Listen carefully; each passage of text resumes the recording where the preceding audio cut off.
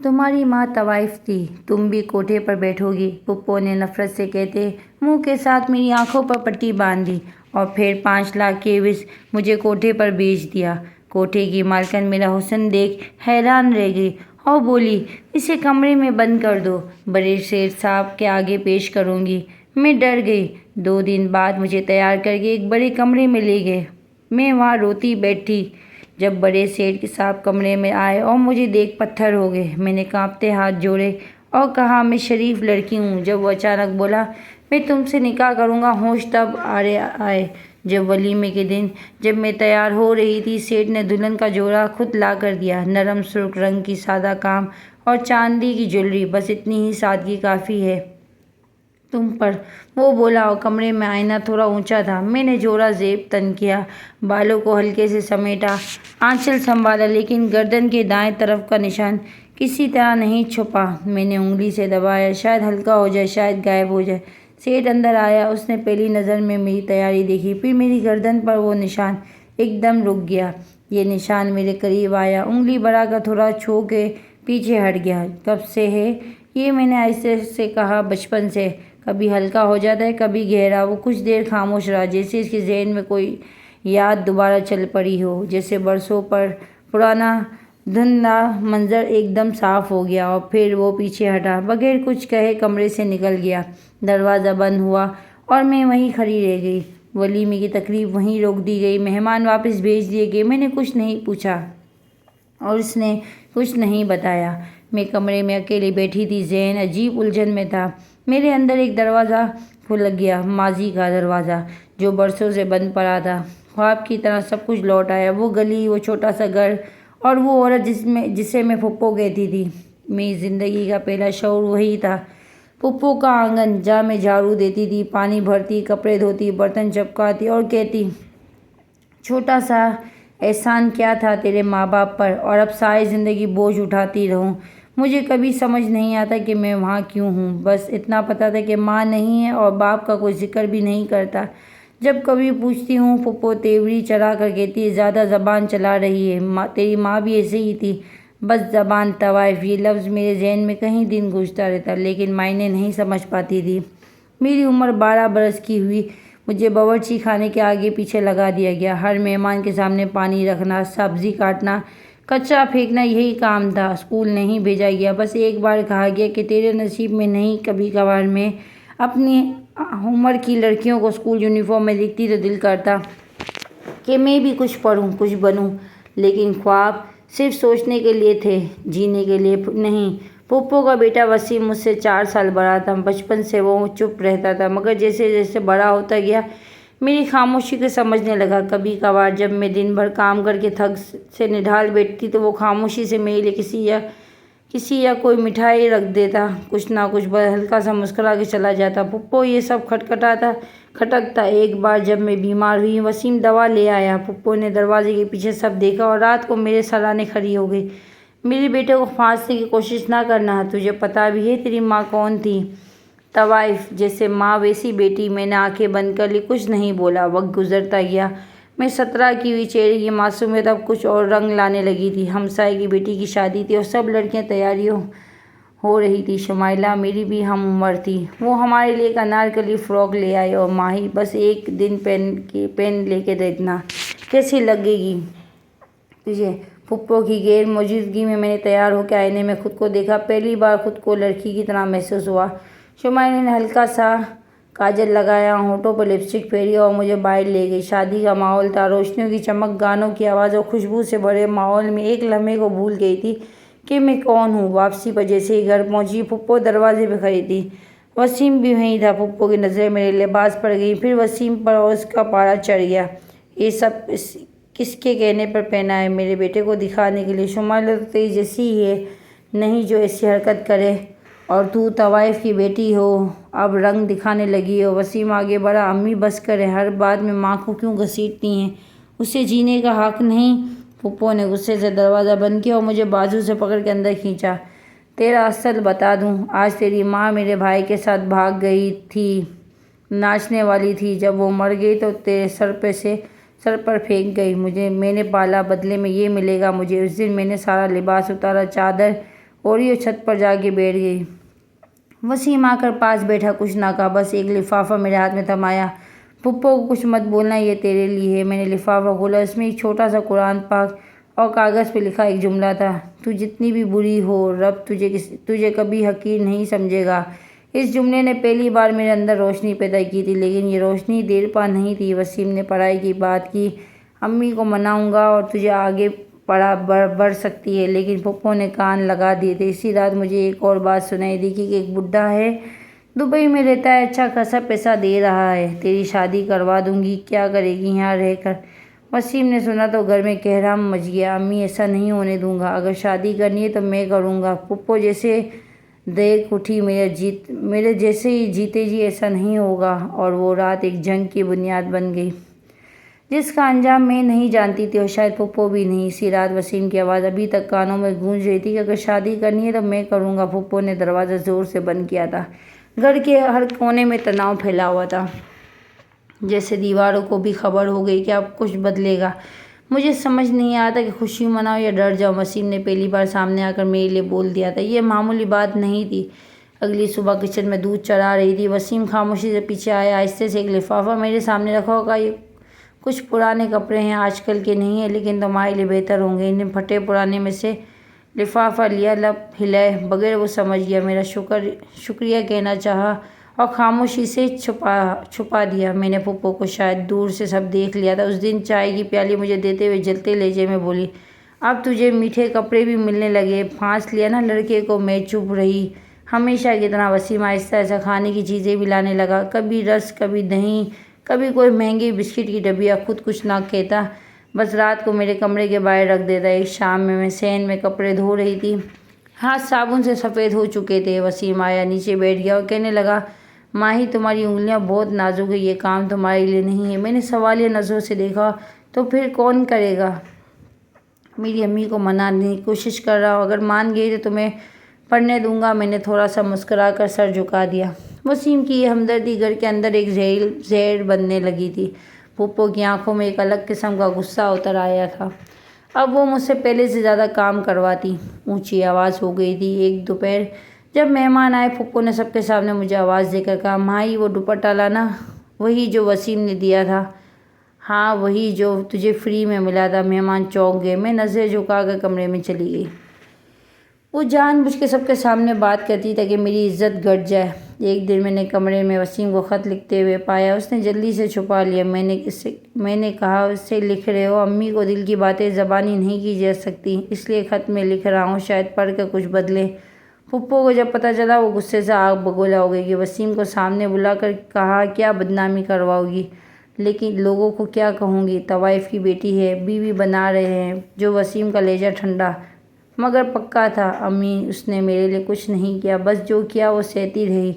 जैसा तुम वो समझती हो, शायद वही मेरे लिए दुआ है। पप्पो ने मुझे कमरे में बुलाकर दरवाज़ा बंद किया। हाथ में वसीम का वही खत था।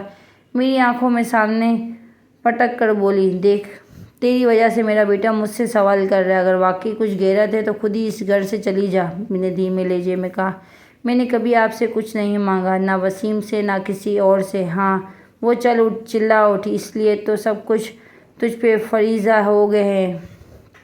अब तू रानी बनने का ख्वाब देख रही है। फिर उसने धक्का दिया। मैं पीछे जा गिरी। वसीम भागता हुआ आया, मुझे ज़मीन से उठाया। अम्मी, आपने हद कर दी है। पप्पो कुछ ना कुछ बोली, बस कमरे से निकल गई। कुछ दिन बाद वसीम ने मुझे छत पर ले जाकर कहा, ये शेर तुम्हारे लिए नहीं, ना ये लोग, लेकिन मैं बदलना चाहता हूँ। सब कुछ मुझे सिर्फ 1 साल दे दो। दुबई जा रहा हूँ नौकरी के लिए, जब लौटूंगा तो सब बदल दूंगा। मैंने खामोशी से आसमान की तरफ देखा, एक सितारा टमटमा रहा था। मैंने दिल ही दिल में कहा, अगर ये मोहब्बत है तो उसे खोने से पहले मुकम्मल कर दे या दिल से निकाल दे। वसीम अगले हफ्ते रवाना हो गया। घर के तरो दीवार सन्नाटे में डूब गए। पप्पो अब हर बात पर चुप रहती थी, लेकिन उसकी आंखों में एक इंतकाम छुपा था जो मुझ पर समझ आया जब एक दिन वो बोली, अब वसीम तो गया है, बाकी का काम मैं निपटा लूँगी। मैंने कुछ ना कुछ कहा, क्योंकि अब खामोशी ही मेरे लिए सबसे बड़ी ज़बानी थी। वसीम की मोहब्बत ने मेरे अंदर हिम्मत पैदा की थी, मगर पप्पो की खामोशी एक नया तूफ़ान लेकर आने वाली थी। वसीम के जाने के बाद दिन जैसे पत्थर हो गए। सुबह उगती, लेकिन उम्मीद के बगैर काम, वही आवाज़ें, वही चेहरों पर वही लाताल्लुकी। مگر سب کے رویے بدل چکے تھے۔ پھپھو اب زیادہ بات نہیں کرتی تھی، بس دیکھتی تھی گہری خالی نظروں سے، جیسے کچھ سوچ رہی ہو۔ ایک دن صبح سویرے میں آنگن صاف کر رہی تھی، پھپھو کسی سے فون پہ بات کر رہی تھی، لہجہ نرم خلاف عادت۔ ہاں جی، لڑکی بالکل شریف ہے، کام جانتی ہے، ماں باپ نہیں ہے، تو ذرا سیل ہوگا سب۔ جی جی، 20 تولے سونا اور جو مکان کی بات تھی وہ بھی ہو جائے گا۔ میں نے جھاڑو روک دی، دل نے دھڑکنا بھولنے کی کوشش کی، لیکن کچھ نہ کچھ سنائی دے ہی گیا تھا۔ وہ 2 دن بعد ایک اجنبی چہرہ گھر میں داخل ہوا، اور درمیانی عمر کا مرد، کچھ موٹا پا، سانس پھولی ہوئی، اور مگر جیب شاید بہت بھاری تھا۔ ساتھ میں 2 خواتین زیوروں سے لدی ہوئی تھیں۔ پھپھو نے مجھے بلایا، ماہی ذرا آ کے سلام کہہ کر جانا، مہمان ہیں۔ میں کچن سے ہاتھ دھو کر آئی اور مرد مجھے ایک نظر دیکھ کر مسکرایا۔ پھپھو بولی، یہی وہی بچی ماہی ہے، سادہ ہے، بولتی کم ہے، مگر کام سب جانتی ہے۔ میں سخت کھڑی رہتی، نہ سوال کیا نہ جواب، بس نظر جھکا کے سب سنتی رہی۔ اگلے دن وہی مرد اور پھپھو کہیں گئے۔ شام کو واپسی میں پھپھو نے مجھے کمرے میں بلا کر دروازہ بند کیا۔ ماہی، تمہاری قسمت سنورنے والی ہے، بڑے اچھے لوگ ہیں، دبئی میں رہتے ہیں، عزت دار گھرانہ ہے، لڑکا تھوڑا عمر رسیدہ ہے، مگر تمہارے لیے نعمت ہے۔ میں نے سر اٹھایا، آپ نے میرا بھی کچھ پوچھنا ہے؟ وہ ہنسی، پوچھنے کے دن ختم ہو چکے، اب سے ماننے کے دن ہیں۔ وسیم نے وعدہ کیا تھا۔ وسیم گیا، اور یہ دنیا کی باتوں سے نہیں، فیصلوں سے چلتی ہے۔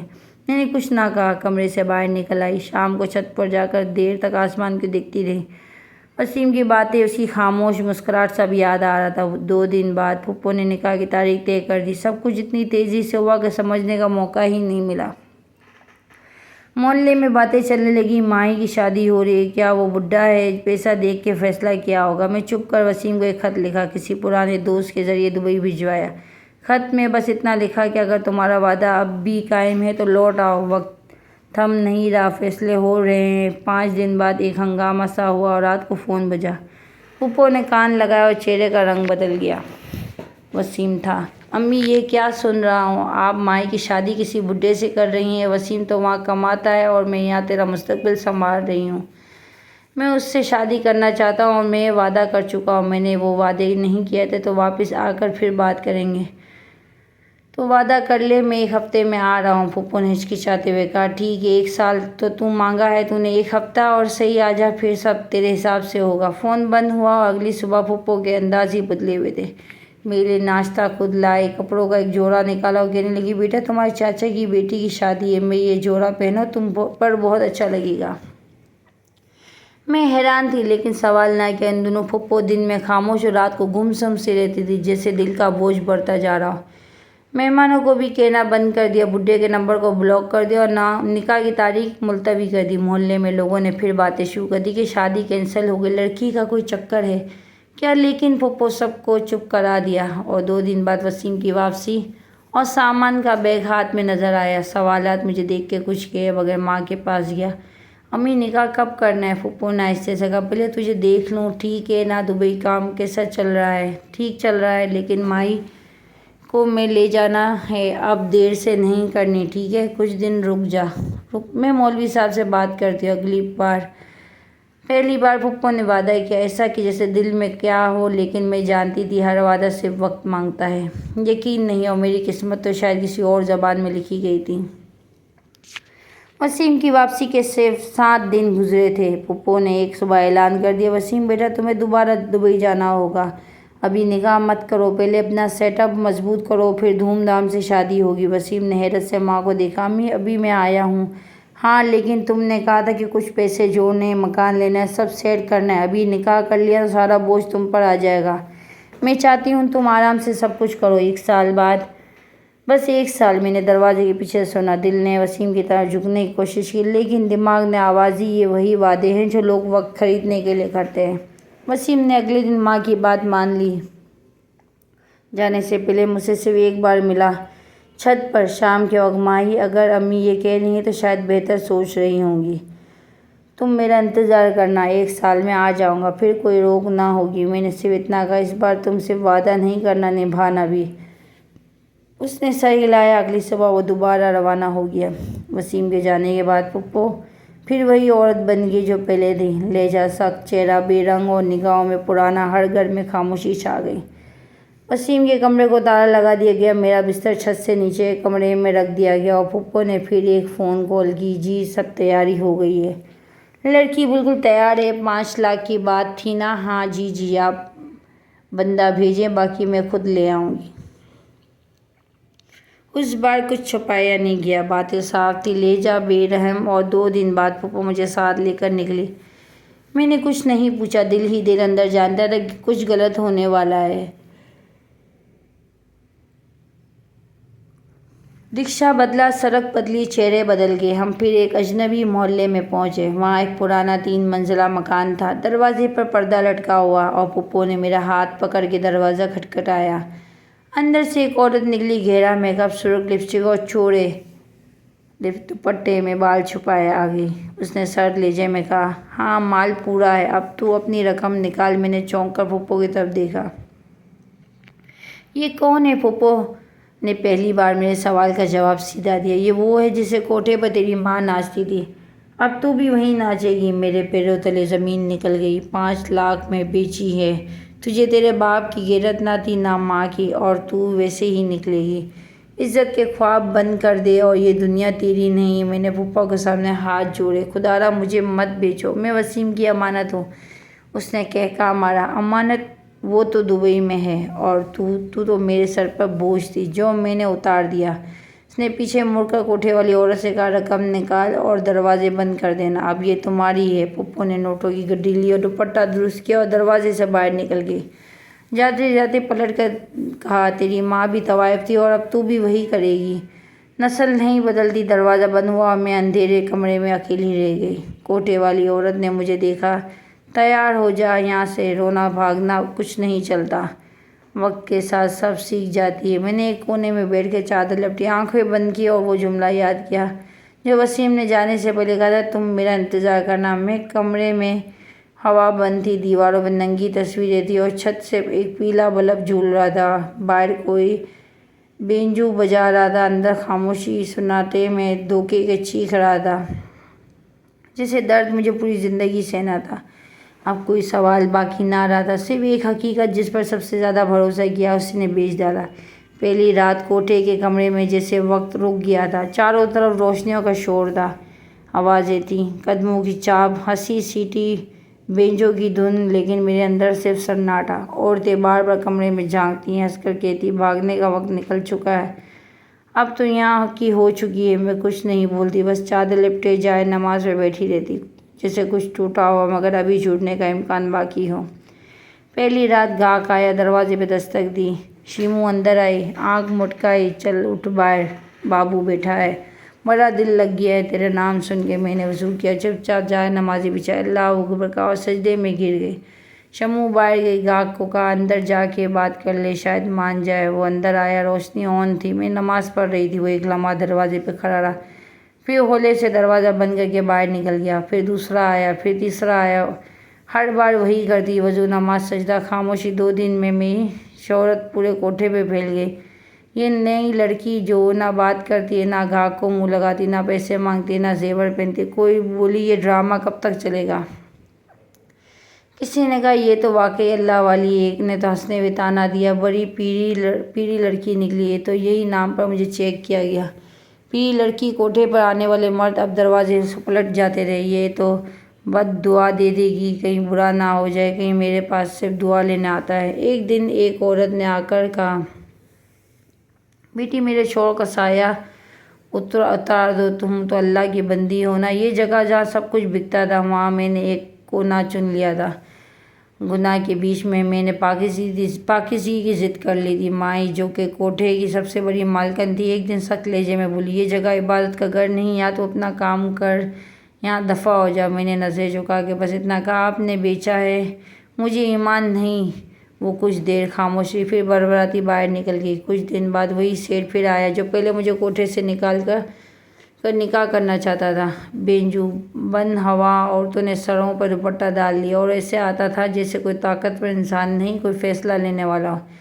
इस बार उसके साथ एक और शख्स भी था, शायद उसका ड्राइवर या मावन। माई ने आगे बढ़कर कहा, सेठ साहब आज तो ख़ास दिन है, سب حاضر ہیں، سیٹھ نے صاف لفظوں میں کہا۔ مجھے مائی سے بات کرنی ہے اکیلے میں۔ مائی نے کہا ابھی تو وہ کسی کے لیے نہیں کچھ مانتی، کچھ نہیں کرتی، بس سجدہ کرتی ہے، اس لیے تو واپس آیا ہوں۔ اسے میرے کمرے میں لایا گیا۔ میں جائے نماز پہ بیٹھی تھی، قرآن کھلا ہوا تھا اور دروازے پہ رک گیا۔ کچھ دیر مجھے دیکھتا رہا۔ میں نے نگاہ اٹھائی اور پہلی بار وہ سوال پوچھا جس سے میں ہمیشہ بچتی تھی۔ اب کیوں آئے ہو؟ وہ آہستہ بولا۔ نکاح کی بات پھر سے کرنے۔ میں نے کہا میرے گرد تقدیر نے خاردار دیواریں کھینچ دی ہیں، تمہیں سچائی کا پتہ نہیں۔ وہ قریب آ کر بیٹھ گیا۔ مجھے صرف اتنا پتہ ہے کہ تم باقی سب سے مختلف ہو، جیسے جب سب بکتی ہیں تم بھی جھک جاتی۔ میں نے بہت کچھ دیکھا ہے لیکن تم جیسا صبر نہیں۔ یہ صبر نہیں، مجبوری ہے۔ تم مجھے اپنا حصہ بنانے دو، تم یہاں سے نکالنے دو۔ اس سے باہر سے صرف وعدہ نہیں، میں تمہیں عزت کے ساتھ گھر لے جانا چاہتا ہوں۔ میں خاموش رہ گئی۔ کئی لمحے گزر گئے، پھر میں نے کہا اگر تمہیں میرا حال قبول ہے تو میرا ماضی سے ڈرنا مت۔ سیٹھ نے میرا ہاتھ تھاما۔ اگر تم اللہ کی بندی ہو تو میں تمہارا خادم بن کر ہی رہوں گا۔ اس دن کے بعد پہلی بار کمرے میں روشنی نے جگہ بنائی، لیکن دل اب بھی ڈرتا تھا، کیونکہ کوٹھے کی دیوار صرف قید نہیں ہوتی تھی، وہ سایہ بن کر ساتھ چلتی تھی۔ اور میں جانتی تھی کہ امتحان ابھی باقی ہے۔ کوٹھے پر میری موجودگی اب ایک پہیلی بن چکی تھی۔ کوئی سمجھ نہیں پاتا تھا کہ میں کس نیت سے وہاں ہوں۔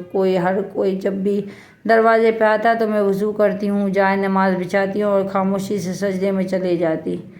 شمو نے ایک دن کن پٹی پر انگلی مار کر کہا یہ لڑکی پاگل ہے، کوٹھے پر رہ کر اللہ کے نام لیتی ہے۔ مائی ہنسی۔ پاگل نہیں، چالاک ہے، ایسی دو چار اور ہوں تو کاروبار بند ہو جائے گا۔ مگر میں نے کسی کو جواب نہ دیا، اور دن میں روز رات کو جب بھی دروازہ بجتا میں اللہ اکبر کہہ کے کھڑی ہو جاتی۔ مردوں نے آنا چھوڑ دیا۔ ایک دو جو آئے وہ بھی میری دعا مانگنے لگے، سودا کرنے نہیں۔ پہلے سب کو ٹھکا دیتے تھا، پھر آہستہ سے سب نے مان لیا کہ میں ویسی نہیں ہوں، اور اس لیے ایک نئی پہچان مجھے دے دی گئی، پیلی لڑکی۔ پہلے تو میں ہنسی اڑائی گئی، پھر دھیرے دھیرے ایک عجیب سا تقدس جڑنے لگا۔ کوئی عورت بیمار ہوتی تو مجھے پانی دم کرنے کو کہتی، کوئی لڑکی روتی تو کہتی مائی دعا مانگ کے شاید تیری سنائی جائے۔ ایک دن مائی نے مجھے بلا کر کہا یہی کرنا ہے تو سیدھے کسی درگاہ، یا تیرے سجدے میں میرے گاہک بھاگتے جا رہے ہیں۔ میں نے صرف اتنا کہا اگر میں گاہک کے لیے نہ بنی تو شاید اس رب نے مجھے کسی اور مقصد کے لیے چنا ہوگا۔ مائی کچھ لمحے چپ رہی، پھر ہاتھ اٹھا کر بولی جو مرضی، لیکن یاد رکھ یہاں دیر تک کوئی ولی نہیں رہتا، تو بھی بک جاتا ہے یا دفن ہو جاتا ہے۔ پھر وہی دن جس کی مجھے خبر نہ تھی مگر تقدیر میں لکھا تھا۔ دروازے پر ایک بڑی گاڑی کے اندر سے وہی سیٹھ اترا جو ایک بار مجھے یہاں سے لے جا چکا تھا، اور جس کی خاموشی نے پھر مجھے واپسی اسی جگہ پہ لا پھینکا تھا۔ عورتیں تیز تیز سرگوشیاں کرنے لگی، وہی آیا ہے بڑا آدمی، شاید مائی کو پھر لے جائے۔ شمو نے دوپٹے کو درست کرتے ہوئے کہا اگر وہ مائی کو پھر لے گیا تو اب کی بار نکاح واقعی کرے گا یا پھر کسی اور محل میں قید کرے گا۔ سیٹھ اندر آیا، آہستہ سے چلا کوئی خوف زدہ ہو، آواز میں غائب نہ ہو جا۔ مائی نے اس کا استقبال کیا۔ سیٹھ جی ایک بار پھر مائی، اس نے آپ کو رد کر دیا؟ سیٹھ نے مختصر جواب دیا میری خواہش ابھی باقی ہے۔ مائی ہنسی۔ تو جا اس کے دروازے پہ پھر آزما لے قسمت۔ وہ میرے کمرے کے سامنے آیا، دروازہ کھلا تھا، میں جائے نماز پہ بیٹھی تھی، تلاوت کر رہی تھی۔ میں نے سر اٹھایا اور پہلی بار اسے بغیر حیرت کے دیکھا۔ اس بار بھی خاموشی کے ساتھ چلے جاؤں گا؟ میں نے سوال کیا جیسے یہ معمول کی بات ہو۔ سیٹھ نے آہستہ قدم اندر رکھے۔ اس بار خاموشی نہیں، نکاح کے لیے آیا ہوں۔ میں جانتا ہوں تم کوٹھے پر ہو، لیکن میں یہ بھی جانتا ہوں کہ تم باقی سب جیسی نہیں ہو۔ میں نے کچھ دیر سوچا، پھر کہا کہ اب کی بار اگر تم چلے گئے تو واپسی کا دروازہ نہیں ہوگا۔ اس نے کہا اگر تم میرے ساتھ چلو گی تو میں وعدہ کرتا ہوں کہ تمہاری زندگی کو اس گندگی سے پاک کر دوں گا۔ میرے ذہن میں ایک بات آئی، اگر یہاں سے نکل گئی تو کم از کم روز کئی مردوں کی نظروں سے تو بچ جاؤں گی۔ میں نے اس کی بات پر سر جھکا لیا۔ اس نے مائی کو نوٹوں سے بھرا بیگ تھما دیا اور مجھے اپنے ساتھ لے گیا۔ سیٹھ نے مجھے ایک علیحدہ فلیٹ میں لا کر بسایا، صاف ستھرا سادہ گھر، 2 کمروں کا، کھڑکیوں سے دھوپ آتی اور سکون سے ایک عجیب سا اندر بسا ہوا۔ میں نے چادر اتاری، جائے نماز بچھا کر سجدے میں سر رکھ کر شکر تھا، التجا نہیں۔ سیٹھ نے وعدہ کیا تھا وہ جلد نکاح کا بندوبست کرے گا، اور جب تک نکاح نہ ہو مجھ سے ہاتھ بھی نہیں لگائے گا۔ 2 دن بعد سیٹھ نے کہا جمعے کو ولیمہ ہے، اسی روز ایک سادہ سا نکاح ہم اپنے خاندان کے چند قریبی افراد کے ساتھ کریں گے۔ میں نے صحبت میں سر ہلایا، اسی کی نظروں میں پہلی بار مکمل اعتماد جھلکتا تھا، جیسے اب کوئی سوال نہیں رہا، اور اب نکاح چند لمحے پہلے ہی وہ نشان دیکھ کر سب کچھ ختم کر دیا تھا۔ اگلی صبح وہ کوٹھے پر گیا، وہی مائی کے سامنے بیٹھا جو میری زندگی کے دھاگے ہاتھ میں لیے بیٹھی تھی۔ اس لڑکی کو یہاں کون لایا تھا؟ اس نے سخت لہجے میں پوچھا۔ مائی ہنسی۔ اب آپ کو وہی سوال، نکاح کے بعد سب کو ماضی یاد آ جاتا ہے۔ مجھے سچ جاننا ہے، مائی نے کرسی سے ٹیک لگا کر جواب دیا۔ ایک عورت آئی تھی برسوں پہلے، گاؤں کی عورت تھی، شکل یاد نہیں، لیکن اس نے 5 لاکھ دیے اور کہا یہ لڑکی اب تمہاری۔ سیٹھ اس کی آنکھیں سکڑ گئیں۔ عمر کی ہوگی 45 کے قریب، نام شاید رفیقہ یا کچھ ایسا ہی، لیکن یہ پکا یاد نہیں۔ وہ کہہ رہی تھی اس کی ماں بھی ناچنے والی تھی، اب یہ بھی وہی کرے گی۔ سیٹھ نے سر جھکا لیا۔ وہ نشان، وہ جملہ اور وہ عورت سب ایک دوسرے سے جڑنے لگے تھے۔ وہ سیدھا اپنی بہن کے پرانے پتے پر گیا اور دروازہ ایک عمر رسیدہ مرد نے کھولا۔ جی رفیقہ بی بی یہاں رہتی تھی؟ جی اب وہ یہاں نہیں، برسوں ہو گئے، کہیں اور چلی گئی تھی۔ بس ایک بار آئی تھی ایک بچی کو لیے اور پھر کبھی نہیں لوٹی۔ سیٹھ نے کچھ تصویر دکھائی، ایک پرانے وقت کی تصویر جس میں اس کی بہن اور ایک چھوٹی سی بچی تھی۔ مرد نے غور سے دیکھا۔ یہ بچی؟ ہاں یہ وہی لگتی ہے، وہی نشان تھا گردن پہ۔ سیٹھ کی آواز تھر آ گئی۔ یہ میری بیٹی ہے۔ وہ واپس فلیٹ پر آیا اور دروازہ کھولا، اندر داخل ہوا۔ میں قالین پر بیٹھی تسبیح پڑھ رہی تھی، اس کے قدموں کی چاپ میں نے نظریں اٹھائی، اور تمہاری گردن پر جو نشان میری بیٹی کی گردن پہ بھی تھا۔ میں چپ رہی۔ مجھے برسوں پہلے بتایا گیا تھا کہ میری بیٹی میری بہن کے ساتھ گم ہو گئی ہے اور کبھی واپس نہیں آئی۔ وہی بہن تمہیں میرے سامنے چھوڑ گئی اور میں پہچان نہ پایا۔ میرے ہاتھ سے تسبیح گر گئی۔ لب ہلے تو آپ میں تمہارا باپ ہوں۔ مائی کمرے میں سناٹا چھا گیا، جیسے ساری دیواریں رک گئی ہوں، جیسے وقت نے ایک نیا صفحہ کھولا اور ایک لمحے جس نے سارے رشتے دوبارہ لکھ دیے۔ میں نے آنکھیں بند کی اور پھر آنکھوں سے کچھ قطرے ٹپکنے لگے۔ خوشی نہیں تھی، دکھ بھی نہیں، بس ایک پہچان پوچھا تھا جو برسوں کے بعد کندھوں پہ رکھا گیا تھا۔ وہ میرے قریب آیا، ہاتھ تھاما۔ اور اب کچھ بھی نہیں بکھرے گا، اب میں تمہیں وہ سب دوں گا جو تم سے چھین گیا۔ میں نے دل میں آہستہ سے کہا، وہ نشان جو سب نے چھپایا آخر پہچان میں بن گیا۔ پہچان کا لمحہ مختصر تھا، لیکن اس کے اثر نے میری زندگی کی ہر بنیاد ہلا دی۔ جس شخص سے میرا نکاح کرنے جا رہی تھی وہ میرا باپ نکلا، اور جس نے مجھے کوٹھے پہ بھیج دیا وہ میری سگی پھوپھی تھی۔ سیٹھ ابا، یہ الفاظ زبان پہ آتے آتے اٹک جاتا، اور وہ بھی کچھ نہیں بولتا، بس میری طرف دیکھتا رہتا، جیسے برسوں کا بچھڑا ہوا وقت آنکھوں سے لپٹ گیا ہو۔ مائی، وہ آہستہ سے بولا، مجھے تم سے کچھ اور جاننا ہے۔ وہ عورت جس نے تمہیں کوٹھے پر چھوڑا تھا، اس کا چہرہ تمہیں یاد ہے؟ میں نے سر جھکایا۔ نہیں، بس اتنا یاد ہے وہ مجھے روتی ہوئی ماں کہتی تھی، لیکن اس کے الفاظ میں نفرت تھی۔ سیٹھ نے اپنی بہن کی پرانی تصویریں نکالیں، ایک میرے سامنے رکھی، اور میں نے تھوڑے توقف کے بعد ہاں میں سر ہلایا۔ اس کی سانسیں رک سی گئی۔ یہ میری بہن ہے رفیقہ۔ کچھ گھنٹے بعد دوبارہ نکلا، ایک پرانے پتے پر جہاں برسوں پہلے وہ اس کی بہن ساتھ رہا کرتے تھے۔ وہاں ایک پرانا دروازہ ملا جلا ہوئے، رنگ کی دیواریں، سناٹا، اور دروازے ایک درمیانی عمر کی عورت نے کھولا۔ آپ رفیقہ بی بی کو جانتے ہیں؟ اس نے پوچھا، عورت سے آنکھوں کو تنگ کرتے ہوئے کہا۔ آپ کون ہیں؟ رفیقہ کا بھائی ہوں۔ میں وہ ہوں جس کی بیٹی کو اس نے چرا کر لے جایا تھا۔ عورت کا رنگ اڑ گیا۔ اندر آ جائیں۔ کمرے کے اندر 2 پرانی کرسیاں تھیں، دیوار پر زنگ آلود کیل، اور ایک طرف پرانا صندوق جیسے برسوں سے بند ہوا۔ رفیقہ تو کئی سال پہلے یہاں سے چلی گئی تھی۔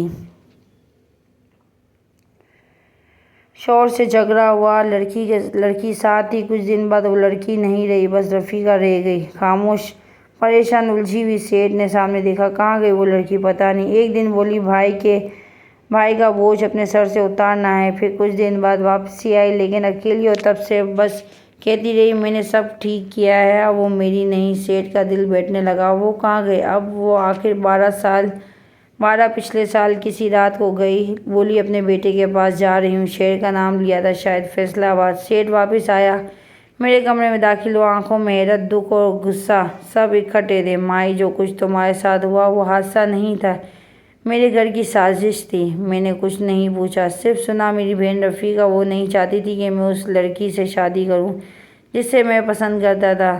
وہ چاہتی تھی کہ میری شادی اس کی سہیلی سے، اور جب میں نے منع کیا تو اس نے ماں بننے والی میری بیوی کو دھمکی دی اور اسے گھر چھوڑنے پر مجبور کر دیا۔ پھر میری بیٹی تمہیں لے گئی۔ میرے اندر جیسے ہی وقت الٹ گیا اور ہر چوٹ، ہر سوال پر زخم ایک ترکیب میں آ کر دکھنے لگا۔ سیٹھ نے پھر تصویر نکالی۔ تمہیں کسی نے پہچان پایا؟ تمہارے چہرے پہ تمہاری ماں کی جھلک تھی، وہی آنکھیں، وہی خاموشی اور نشان۔ میں نے پوچھا، یہی نشان تمہاری پیدائشی دن تمہاری گردن پہ آیا تھا؟ ڈاکٹرز کہتے تھے پیدائشی جلد کا داغ ہے جو کبھی کبھی گہرا ہو جاتا ہے۔ اسی دن ہم دونوں نے بہت کم بات کی، زیادہ تر خاموشی میں اپنی اپنی شکل سنبھال لی۔ مگر ایک سوال باقی تھا، میرے باپ کو اس کی بیٹی کس نے چھین لی اور کس لیے؟ اگلے دن سیٹھ نے اپنے پرانے ملازم کو بلایا۔ رفیقہ کی خبر نکالنی ہے، اس کی ہر نقل و حرکت، اس کے شوہر، اس کے بیٹے کو، سب کا ریکارڈ چاہیے۔ ملازم نے سر جھکایا۔ جی صاحب، ایک دن لگے گا، اور وہ دن میرے لیے انتظار کا دن تھا۔ اب میرا سوال یہ نہیں رہا تھا کہ میں کون ہوں، بلکہ یہ تھا کہ جنہوں نے مجھے برباد کیا وہ کس چہرے کے پیچھے چھپے بیٹھے ہیں۔ اگلی صبح سیٹھ نے آ کر خبر آ گئی، اور شاید تمہیں ایک اور سچ سننا پڑے گا۔ تیار ہو؟ میں نے دھیرے سے سر ہلایا۔ رفیقہ اب اسی شہر میں ہے، اس کا بیٹا وہی وسیم۔ میرے قدمے میں ڈگمگا گئے۔ وسیم؟ ہاں وہی جس سے تم محبت کرتی تھی۔ سیٹھ کی آواز تھر آ گئی۔ تو صرف میری بیٹی نہیں، وسیم کی کزن بھی ہو۔ کمرے میں جیسے سانس رک گئی، رشتہ داریاں الٹ گئی تھیں، اور جو محبوب تھا اب خون کا رشتہ بن چکا تھا، اور جیسے دشمن سمجھا وہی باپ نکلا۔ میں خاموش رہی۔ اب بولنے کا وقت نہیں تھا، سچ سامنے تھا، اور سچ کا وزن الفاظ میں نہیں، خاموشی سے برداشت کیا جاتا ہے۔ جب سچ مکمل ہو گیا اور چہرہ اپنی اصل میں سامنے آ گئی تو جیسے میرے اندر کوئی بند دروازے کھل گیا۔ سیٹھ ابا نے میرے سامنے بیٹھ کر صاف الفاظ میں کہا، اب میں تجھے وہ سب دوں گا جو تیرے حق میں، ایک نئی زندگی۔ کچھ دن بعد اس نے مجھے کالج میں داخل کروایا، نئے کپڑے، نئی کتابیں۔ پہلا دن جب میں دروازے کے باہر کھڑی تھی تو دل میں خوف تھا کوئی پہچان نہ لے، لیکن حقیقت یہ تھی میرا کوئی ماضی نہیں تھا جو ان لوگوں کو پتا ہو۔ جب کلاس میں داخل ہوئی سب اجنبی چہرے تھے، کسی نے سوال نہ کیا، نہ نظروں سے پہچاننے کی کوشش کری۔ میں نے بیٹھتے ہی اپنی کاپی کھولی اور پہلا جملہ لکھا، زندگی دوبارہ بھی شروع ہو سکتی ہے اگر پیچھے سے دروازہ بند نہ کر دیا جائے۔ کچھ ہی دنوں میں ماحول سمجھ آ گیا، لائبریری میری پناہگاہ بن گئی اور پڑھائی میری عبادت۔ میں نے ہر چیز میں خود کو جھونک دیا، دن رات، ہفتہ سب کتابوں میں گزر گئے۔ سیٹھ اکثر شام کو آتا، حال چال پوچھتا اور خاموشی سے واپس چلا جاتا۔ پھر ایک دن وہ آیا، میرے سامنے ایک لفافہ رکھا، یہ وسیم کا خط ہے، وہ واپس آ گیا ہے۔ میں نے ہاتھ روک لیا۔ ابا، اس سے مت کہنا میں کون ہوں، پتہ اسے چل ہی چکا ہے۔ اس نے آتے ہی مجھ سے ہی صرف ایک سوال کیا، مائی کہاں ہے؟ میں نے لفافہ کھولا، ایک مختصر سا خط تھا، میں تمہیں بھول نہ سکا، چاہے تم میرے خون کا حصہ نکلی ہو۔ جو رشتہ اب نہیں بن سکا، کم از کم عزت تو دے سکتا ہوں۔ اگر تم اجازت ہو تو میں تم سے نکاح کرنا چاہتا ہوں، صرف رشتے سے نہیں، دل سے۔ میں نے سیٹھ کی طرف دیکھا۔ آپ اجازت دیں گے؟ اس نے دھیرے سے کہا، اب فیصلہ تیرا ہے۔ میں نے تجھے کھویا ہے بھی اور پایا بھی، اب تو جو چاہے وہی صحیح۔ کچھ دن سوچنے کے بعد میں نے ہاں کر دی۔ اب میرا ماضی میرے لیے ایک داستان تھا، اور میرا حال ایک فیصلہ نکاح سادگی سے ہوا، نہ بارات، نہ ڈھول، نہ شور، صرف ایک مولوی صاحب، دو گواہ اور دو وعدہ جو برسوں پہلے ادھورا رہ گیا تھا۔ وسیم نے ایک الگ فلیٹ لیا اور شہر سے تھوڑا بہت ہٹ کر، جہاں کوئی ہمیں پہچاننے والا نہ ہو۔ اب وہی وسیم تھا جو خاموش، نرم اور تھوڑا نم مائی میں جانتا ہو جو کچھ تم پہ گزرا وہ میری ماں کے ہاتھوں میں ہوا۔ اگر پہلے میں سمجھ جاتا تو شاید تمہاری زندگی کچھ اور ہوتی۔ میں نے اسے روکا، اگر کچھ اور ہوتا تو میں وہ نہ ہوتی جو آج ہوں۔ فلیٹ میں نئی زندگی شروع ہوئی۔ میں صبح کالج جاتی اور وہ آفس، شام کو ہم ساتھ کھانا کھاتے، رات کو چھت پہ بیٹھ کے وہ سب باتیں کرتے جو برسوں پہلے ادھوری رہ گئی تھی۔ کبھی کبھی میں آئینے میں خود کو دیکھتی، چہرہ وہی تھا مگر آنکھوں میں اب خوف نہیں تھا، سچائی تھی، گردن پہ وہی کالا نشان، جواب بھی گہرا تھا لیکن اب مجھے شرمندہ نہیں کرتا۔